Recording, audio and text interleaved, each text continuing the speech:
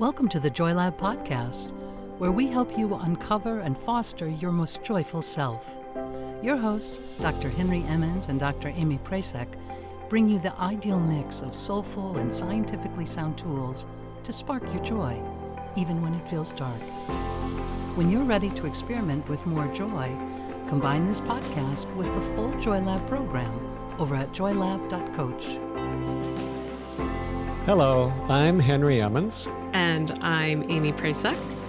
So welcome to Joy Lab. We focus on our elements of joy over here. Those are the positive emotions and inner states that become the building blocks for a joyful life. And we're building up our element of curiosity in this episode. So in episode 3, we really got into the basics of curiosity for mental health. So be sure to check out that one as well if you haven't yet.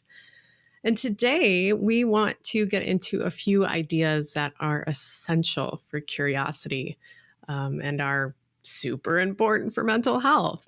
And these ideas around curiosity are intellectual humility, admitting that you're wrong or might be wrong. And the second is uncertainty tolerance, gaining comfort with uncertainty. But before we get into those constructs and some common obstacles and how we can overcome those obstacles, I thought Henry and I could first share how good we are at admitting that we're wrong. So Henry, right off the gate, I want to ask you, how are you with this? Maybe, how it's changed throughout the years, and either, your experience with being wrong or your uncertainty tolerance. Nice setup. I love this.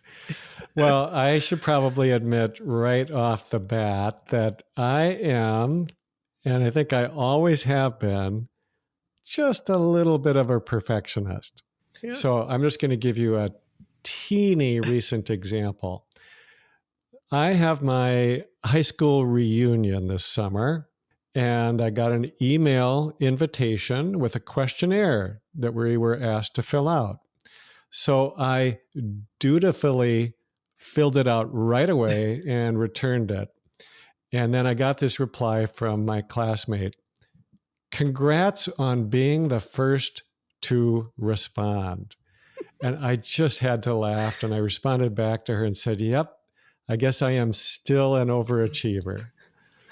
So while I don't think of myself as being intellectually arrogant, it is kind of hard for me to admit when I'm wrong, I have to say.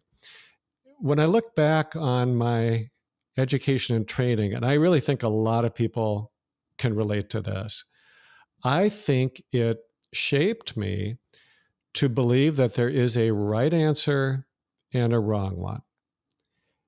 And then in my case, if you just weren't nearly perfect in getting the right answers, then you're not going to get good enough grade, and maybe you won't get into med school or whatever else it is that you're trying to achieve. And then once I became a physician, the stakes of being wrong felt even higher. Like someone's life might depend on it, or you might get sued if you make a mistake. And while we clearly do have to exert great care in medicine, I think it's unrealistic and a great burden that we have so little tolerance for mistakes. Mm. So early in my career, and I think this is probably true for so many professionals, I worked so hard to try to do everything right, to follow the diagnostic and treatment guidelines to a T. So to color within the lines, so to speak. And it was really stressful. And honestly, I don't think that lends itself to giving the best patient care. So for example, the way that we in mental health use diagnoses, I think, is one way that curiosity gets smashed. There's just often the sense of certainty or a feeling of finality when certain diagnoses are made. So major depression, for example, or bipolar disorder, these are labels that tend to stick with a person. They follow them in their medical or legal records, maybe for the rest of their lives. And I think sometimes when a new provider sees that label, they sometimes shut down their curiosity about the person in front of them. They think they already know what's going on and what treatment is needed because it's kind of by the book. And yet, what we call depression, I think, can just mean a ton of different things. And the term itself doesn't really tell us much at all about what is underlying it or what would help that specific person to feel better. Right. So for me, there are two things that have really helped to soften this kind of mental rigidity. And one of them is simply experience. I have seen so many people over the years that I've come to understand the complexity of something like depression, or you just might say the complexity of the human condition. I just feel much more comfortable with ambiguity, with not knowing the answers, or even with allowing things to just evolve kind of organically in their own time. And then the second evolution, I would say, which has just really eased my work stress, I think it's even made work a joy to me, is that I have simply become more comfortable being myself in my work. I no longer feel a need to be somebody else, like, maybe a teacher I had, or just an imaginary ideal of a physician. I have more ease, and I think it comes from knowing and accepting myself more fully. So what about you, Amy? I don't know. I've never been wrong, so it's hard to connect with your story. I think that might be true, Amy. I'm good at faking it. No, admitting when I'm wrong has been something I've been focusing on for the last 3 or so years, particularly. I was in school for so long. I thought, geez, I should know all the answers by now. I'm thinking about standardized testing too with kids. It's sort of the message we're pounding into their growing brains. But then, I left academia and then having a kid, and I was like, oh my God, I don't know anything. So there's that. But I actually want to, share my experience with the other construct, uncertainty tolerance. You kind of highlighted that too with your growing comfort of that, Henry, with ambiguity. But it really feels really, ripe now. And I had a pretty poignant experience with this construct that really kind of shaped me. So first, I do want to note that I'll talk about suicide here. So please jump ahead a few minutes if you're not up for that today. And if you need to talk with someone, do not hesitate to reach out. You can easily text or call 988, and you can chat with someone from the Suicide Prevention Lifeline. So, as I've shared on our podcast before, my family has experienced a lot of suicide. And when I was 17, my dad died of suicide. And my dad and I were super close. So this was completely earth-shattering for me. And, all the sympathy cards start pouring in. And there were 2 cards from folks at our church who wrote pretty much the identical message. I'll just paraphrase. If only your father would have believed more in Jesus, then this wouldn't have happened. And it didn't matter that all the other cards were fabulous and wonderful and kind, but those 2 caught way more of my attention. I was so mad at them for sending that message. But at the same time, amidst all the uncertainty that can come with a suicide, I kind of wanted to believe that message. Wouldn't that be great if I could make simple sense of it? And so that sciencey construct is coming up right here for me, this uncertainty threshold. And I really didn't have the tools to deal with my experience in this hurricane of uncertainty. It just absolutely overwhelmed me. And, I think we've all felt that flood when uncertainty sort of surges and fear, anxiety, and worry rise up. And we can feel vulnerable, in this base level survival sort of way, because the world just is not making simple sense or any sense at all. And we can't get to, a simple cause and effect, which can be really scary in that space. So back to my story here. Strangely enough, I stayed at that church, and an interim pastor came in for a bit who was just an absolute breath of fresh air. And I shared with him that I was struggling, particularly with my dad's death. And at that point, it had been about 3 years since he'd passed. And the pastor's response was with a lot of self-compassion, to press into the mystery. Like, what a way to put it. And he was talking about that uncertainty, and to meet it with curiosity instead of fear or rejection. And that really became my sort of rally cry, press into the mystery. And I actually refocused my undergrad work around the mind-body connection. I went to grad school with that same focus. I even went out on like this international curiosity adventure and interviewed a bunch of fascinating folks about universal values, depression, and suicide.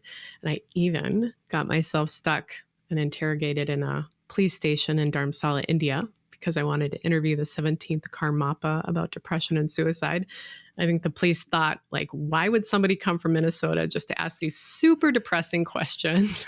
They kept me there for like 9 hours in this little isolation room. I know they thought I was up to something, and I was really, and here's the conclusion I came to about my dad's death. I don't know. But in the weirdest way, that answer, I don't know, became the most comforting answer. And I think it's because, what I really did was expand my uncertainty tolerance. I pressed into that mystery, and my world absolutely opened up. My anger kind of dripped away. My depression and anxiety just couldn't take up as much space anymore. And I started to heal. And I know I always talk about the upward spiral that we leverage here in Joy Lab because I'm obsessed with it. It's true. But I think curiosity and these constructs of intellectual humility and uncertainty tolerance, they play a really big role in the upward spiral, just by their nature. They open up our world and open us up to the other elements of joy. Yeah, I think that's such a good way to put it, that curiosity opens us up. Yeah. And, I want to say, Amy, that I really am so sorry that you got the sort of messages you did when you were trying to deal with such a difficult loss. And, when you think about it, that search for black and white certainty, this need to know the answers, I think it's just kind of a magical attempt to keep ourselves feeling safe. Yeah. It's like what those people said to you after your father died. It might have been to make them feel better, Absolutely. Because if this kind of thing can happen to you because you're not doing things right, but it will not happen to me or my family because we are. Right. And it's really just a way of separating ourselves. You and your family must be doing something wrong, but I'm safe because we have the right way of thinking. Yeah. And that might feel comforting at the time, but I actually think it takes a ton of effort to build and maintain those walls.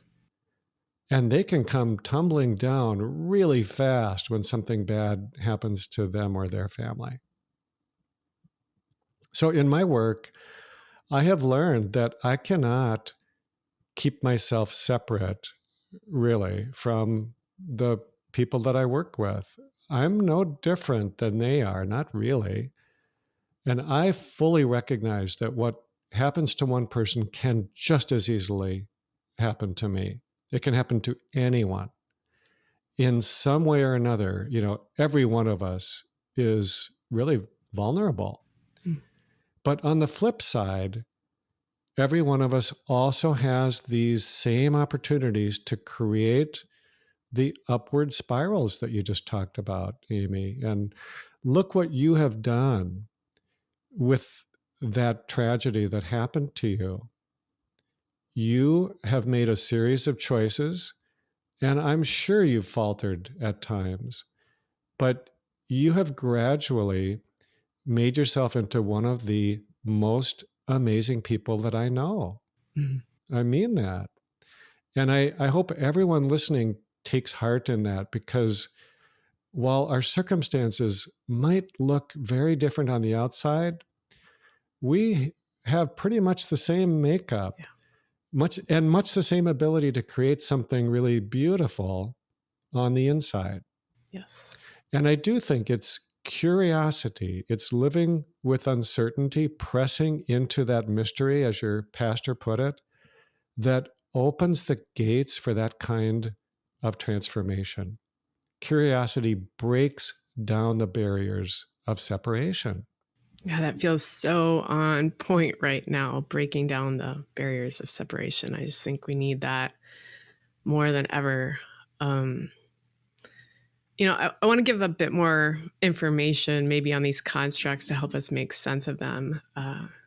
So the first construct, intellectual humility, describes the recognition that you might be wrong about the things you believe in. We'll get into that more. And uncertainty tolerance, which is really related to intellectual humility, is the ability to tolerate or not tolerate uncertainty. And of course, there's a full spectrum within there that we work to expand. And there are also two key pieces to that. How much uncertainty can we handle, sort of that threshold, and then how we act when we hit that limit and work to reduce it. And researcher Dr. Elsie Frankel Brunswick describes that when uncertainty tolerance kind of breaks, when we hit that limit, when we feel like we need to reduce it, we can fall into some pretty destructive patterns. I've absolutely been here. I'm sure we can relate. So we really have to be aware. We have to build the skills to sort of move out of these really common patterns. And they are relying on black and white solutions, like you referred to earlier, Henry. Also making premature conclusions, kind of shutting down any other information or more in-depth thinking. And also this tendency to reject reality and sort of latch onto unqualified individuals who fan those flames of a single answer and often a single enemy. And that's where curiosity comes in as a tool to reduce uncertainty and to boost intellectual humility. And I love the way researcher Dr. Barbara Fredrickson notes. She identifies curiosity as this focused engagement, and it prompts that focused engagement that doesn't promise a single answer, but it opens us up to the possibility of growth. And with curiosity, we also gain these really important connections, these social resources, where we feel less alone. And so let's get into building these skills, really kind of maximizing the positive effects so we can avoid those destructive patterns, choose a better path, and we can really grow from the experience. And we've got 5 simple strategies that I just kind of love. I think you'll find them to be really accessible, but actually surprisingly powerful. So the first is to practice admitting you're wrong or could be wrong. And I'll add at least once per day, even if it's just to yourself, which can be a great place to start. So what would you say here, Henry? Like some ideas, some ways we can practice and gain comfort admitting when we're wrong? Well, you might not be surprised to know that I don't consider myself an expert at this at all. But I really agree with what you said about this being a practice. So if doing this is hard for you to do, think about how you learn other new skills. At first, you just aren't very good at it. You might need some coaching or some training to learn a new complicated skill. And you also need to find the courage to try it, knowing that you are going to fail, but you just need to keep doing it again and again. And before long, I think it really gets to be about repetition. If you keep doing something long enough, it gets easier, and eventually you get pretty good at it. So the other thing I'd like to say is that you can use this as another awareness practice. So, for example, you could take a moment to tune into how you feel when you try to admit that you're wrong. And it can be really, really simple. Like, right now, do I feel more open or more closed, lighter or heavier? And then you just try to keep noticing. So when that other person responds to you, how does their reaction affect you? Like, so if they soften towards you, which often happens, how do you feel then? Do you feel more open or closed at that moment? So you can become the observer of your internal experience in this ongoing experiment. I love that awareness practice. Um, I'm watching Hacks right now, if anybody else is, and I'm thinking about if I had a boss like Deborah Vance to admit a wrongdoing to. I think the idea of that strategy too is to maybe start with some less risky, like more supportive folks who can build your confidence with your admitting, when you're admitting that you're wrong. So pick some folks that like it might be easier to start with. It would be a suggestion. I want to also add some notes here to sort of calm some fears here. Like there's a lot of research that suggests if you admit to being wrong, others will not think you are less competent. They will not think you are less competent. And actually, if you admit that you're wrong, people tend to like you more. So, and that's true at work as well. Leaders are realizing, most leaders, that creating a space for folks to admit they're wrong creates a healthier, more productive culture.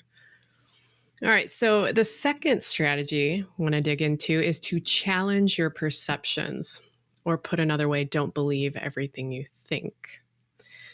There's an obstacle here that often stands in the way that I want to note, and it's called naive realism. So this is the idea that we believe our perception of the world is the truth, which is really hard to hear. So doctors Chris Chabris and Dan Simons have a really famous study known commonly as the invisible gorilla study. And I'll explain this study quickly, but some of you have probably done it in high school psych class. If you haven't, I actually would encourage you to pause the podcast right now and head to the show notes for this episode. I'll put the experiment in there so you can actually, do it. It takes less than 5 minutes start to finish, even less than that. It's so worth it. And then you can pop back here and continue on. Okay, so here's the recap of the study. Participants watch a video with 6 actors in it. The actors are passing basketballs to each other. 3 actors are wearing white shirts, and then there's 3 in black. And the participants are told to silently count the number of passes just made by the actors in white t-shirts. So about halfway through the video, and this video is only a minute long, a gorilla strolls into the middle of the action, faces the camera right in the middle, and thumps its chest, and then it leaves. And the gorilla spends about 9 seconds on screen. Okay, so what do you think?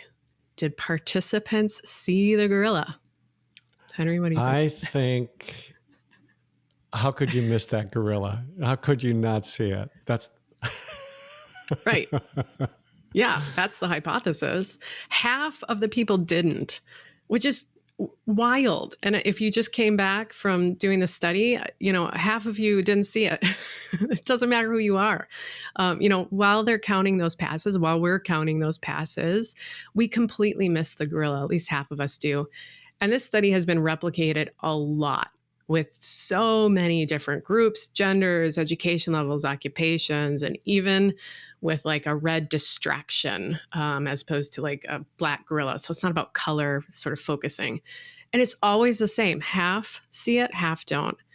So the conclusion here is that we miss a lot of what goes on around us, and we all have no idea we are missing so much. Wow. But I think that this topic gives us a really nice opportunity to briefly review some things we've talked about before that come from the psychology of mindfulness. So you defined naive realism as believing that our perception of the world is true. Mm-hmm. Now, that sounds very close to this concept that comes from a mindfulness understanding that most of our suffering is not caused by what happens to us, but by our mental perceptions of what happens to us. So the cause of suffering, in other words, is our mental attachments. So rather than seeing the world as it is, we see it through this very personal lens. We see it how we want it to be. And when it falls short of that, which of course it's going to do, then we feel unhappy. So basically, we take things that are impersonal and we make them personal. We do that through our own thoughts. And the tighter that we cling to those thoughts, the harder it is to get ourselves out of that cycle of suffering. Now, I think an important thing to remind ourselves of in all of this is that there is a good stress and bad stress. We hear about bad stress all the time, so let's just focus on the good stuff for now. And let's talk about dopamine. So people go to great lengths to get a hit of dopamine. It is what drives, biochemically, what drives most of our addictions. And it is known as the pleasure chemical. But it is also about focus and motivation. So here's where this good stress comes in. Living with uncertainty is stressful. That's why we talk about tolerating uncertainty, because it doesn't feel good. You have to tolerate it for a while. Right. But when we can tolerate uncertainty and then resolve it by coming up with a solution to something, or just by allowing things to happen organically, there is a huge payoff. And we get a major hit of dopamine, which feels good, of course. But at the same time, it's doing really good things for our brains. We are wiring things together, creating new pathways, growing a more resilient brain. Yeah, I think that last part really want to highlight, that those healthy solutions not only reduce the uncertainty, give us a dopamine reward, but they increase our tolerance for uncertainty in the future. We gain these new neural connections that strengthen our brain. So like on the other side of that, when we tuck it under the rug or self-medicate or fall into conspiracy theories or dogmatic black and white thinking, we also get that initial dopamine hit. But it's just like a numbing agent. It doesn't build a stronger brain, and the uncertainty just comes back again and again because the solution is at odds with reality. We haven't increased our uncertainty tolerance. You just can't live in that space of cycling, I think, between uncertainty and unhelpful fixes. You just hit exhaustion at some point. And on that dopamine note, actually, will link us over to this next strategy, which is to limit your Google dopamine fix, or as Henry says, limit Google slapping, which I love. So here's the practice or the challenge. When you get stumped with some trivia, like what was Dorothy's ex-husband's name on Golden Girls? When you can't remember what that answer is, do not Google or any other little piece of trivia. I repeat, do not pick up your phone or ask Alexa the answer. And what you'll do by not Googling is actually strengthen your uncertainty tolerance as you kind of just sit there with it. And you also build something called epistemic curiosity. So epistemic curiosity has to do with kind of the quest for knowledge and the skills to help you in that search, like the ability to form questions. And, if you're just asking Alexa all day, you don't have to think really much about the questions you're asking. And you generally just take in Alexa's answers, Google's answer, the top one from just one source. And that kind of constant sort of call and response just needs to be balanced. I just can't help but think of how actually my nearly 4-year-old asks questions too, like constantly. And we dig through the answers together, and she gets all kinds of possibilities to sift through that then form new questions. You can just like see her little neural pathways just, moving and growing and connecting. And there's actually some hilarious research, I think, here too, that I think parents can completely resonate with. There's a few studies with some actually large sample sizes, and they've counted the number of questions kids ask in a day. So, okay, let's guess. How many questions do a typical 3 to 5-year-old, how many questions does that age group ask in a day? What do you think, folks? Henry, you can chime in as well.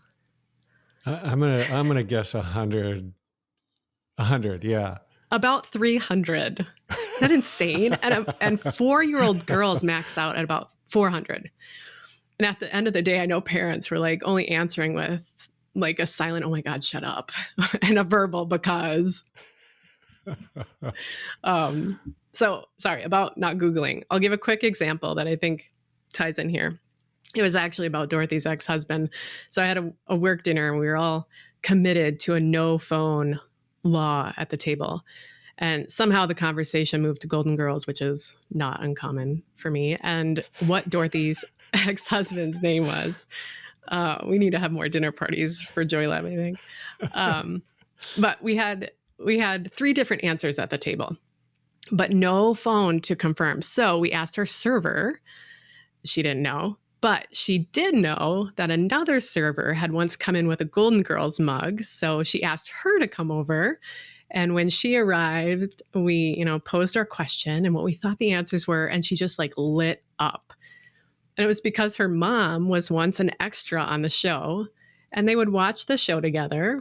And her mom had passed kind of recently that she shared with us.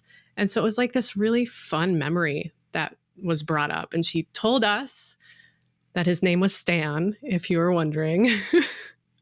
And I was right. But I could have been wrong if I was going to practice being wrong. But, if we would have Googled it, we would have never had such a special moment. We built new neural pathways, we gained more information, and we created kind of a special little connection, this social connection. I'll say maybe as well, don't let a piece of trivia keep you up at night. That's a good time to Google it. So let's do the 4th strategy here, which is exercise. Pretty simple here. Exercise increases curiosity, particularly when you exercise outside. So this doesn't have to be an intense workout. Just a walk is great, which is great exercise. And we actually have some wonderful resources for exercise and mental health at Natural Mental Health. So that's in the foundation section. You can go to the programs tab and find that on the website. That's such a great reminder, Amy, because, in over and over in so many different aspects of health and well-being, it comes out that exercise doesn't have to be all that fancy or vigorous, just move your body, be outdoors, go for a walk, do it almost every day. Amen. So in the Joy Lab program, we offer several experiments for each monthly topic. And we really do try to approach them like a scientist might do.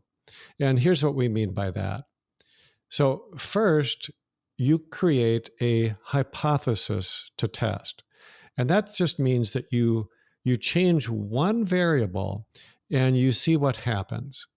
So in this case, you bring curiosity to some situation currently in your life. So for example, your hypothesis might be, when I am curious about situation X, rather than thinking I already know what will happen, I open myself up to seeing new possibilities. Mm-hmm. That's your hypothesis. Then your next job as a scientist, is simply to observe what happens when you make that one change.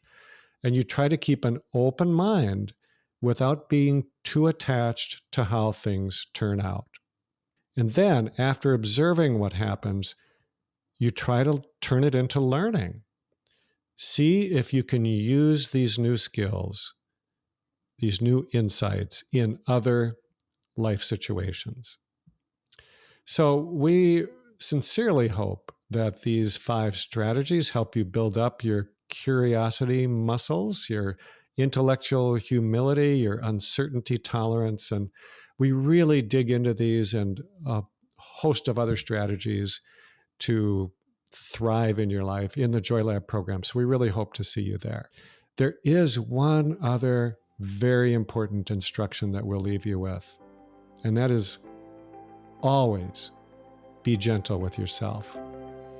We grow not through self-improvement, but from self-acceptance.